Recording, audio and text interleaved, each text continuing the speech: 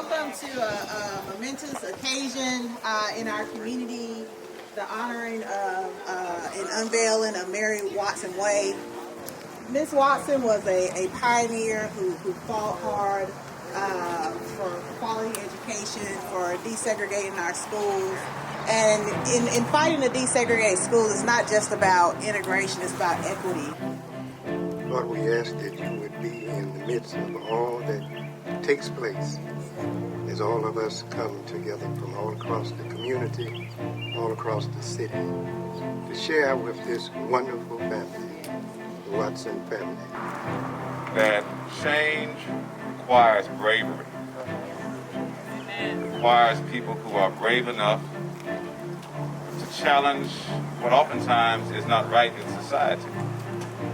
It requires someone to be able to say, I'm going to sacrifice myself in order that those who are coming behind me will have a better life.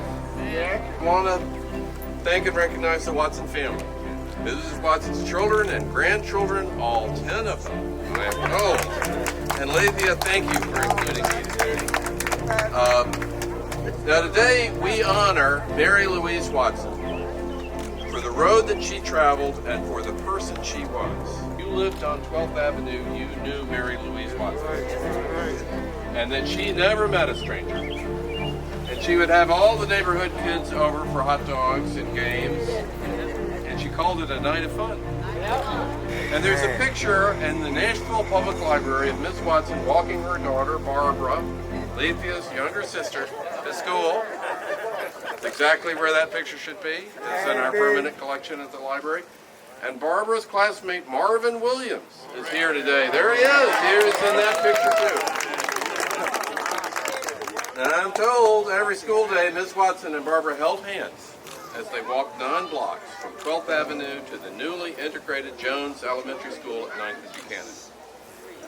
And for the first few weeks of the school year, the mob would gather at 9th and Coffee. And some days, Principal Mills Paw would have to wake Barbara from nap time and bring her to her office to explain to her that someone had threatened to bomb the school. And on those days, Richard Smith, the director of the Smith Funeral Home on 8th Avenue, would send a car to take Barbara home safely. And at night, the Watsons' home phone rang so frequently, with people calling to make threats. Threats to kidnap Barbara, to bomb her home, to burn the school, that Mr. Watson told his wife just to stop answering that call. Ms. Watson never let her children see her own fear. And it was not until decades later, when Lathia and Barbara were themselves adults, that Ms. Watson told them that yes, she had been afraid. And all those years, Ms. Watson, when she had answered the family phone, now get this, answered the family phone to hear a voice threatening her and her family, and she recognized that voice. And it was a voice of a man who lived 2 doors down. And then when that man's wife was later diagnosed with cancer, it was Mrs. Watson who made the walk to his front door. This is a woman who walked with God. And she offered to help care for his wife and to sit with her and to pray for her. And so today, when we honor Ms. Watson for what she did and who she was, let us remember how closely she walked with God. And like Reverend Lewis and Dr. King, she has a street named for her in Nashville now. Yes, indeed. Mrs. Watson graciously allowed us, strangers, into her home with cameras to transparently and vulnerably share her experience. See, she told us about the phone calls, the threats to kidnap her child, to bomb her home. She confessed that it was scary, yet she persevered in taking her first grade daughter to the school closest to her home to have the opportunity for a better education. As has been declared by many, Mrs. Watson and those other parents exhibited courage. Tall and slim back on then. Not even the racism of segregation could make her relent. Never let anyone sing her swan song. Mama Louise, Miss Watson. In the face of school desegregation, there was heavy intimidation. From angry mobs in the Klan, marched with the children daily to school to show us that we can. It became all our mother when she took her stand. In the midst of Jim Crow land, showed her faith in God, gave praise in church, always willingly did her part, made living right seem not hard.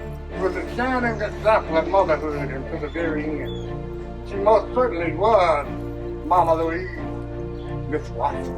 It was great. My mother and I used to walk the streets and go from house to house and door to door, talking to all the eligible children and parents. And some said they would sign up, and others were afraid. There's a song, it's an old gospel song, y'all, but that's all we knew. And it says, prayer is the key to heaven, but faith unlocks the door. Amen. Words are so easily spoken. Prayer without faith is like a boat without an oar. Have faith when you speak to the Master. That's all he'll ask for you. All right.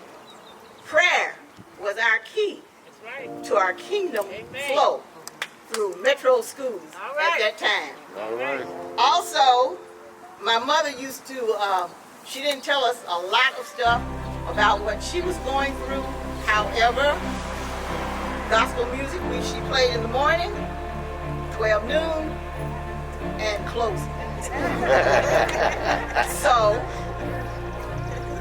Aretha Franklin would be on saying, first thing in the morning, walk with me, Lord. Walk with me. Walk with me, Lord. Walk with me. While I'm on this lonesome journey, I want Jesus to walk with me. My mother used to be in the kitchen and she would be washing the dishes and cleaning, and she would get in there and get to sing, walk with me, Lord. Walk with me.